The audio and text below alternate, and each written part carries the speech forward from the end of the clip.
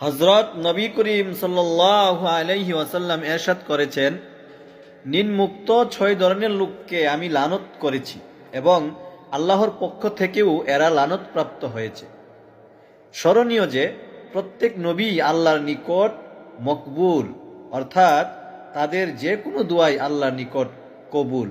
এই 6 ধরনের লোক হচ্ছে: 1.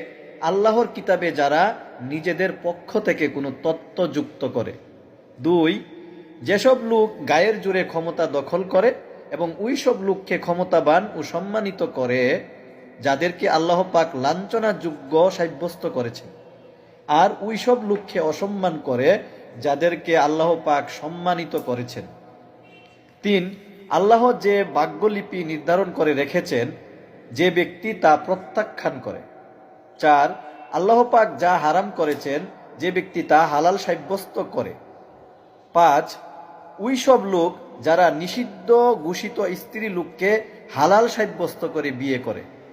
6. যারা আমার সুন্নতকে বর্জন করে।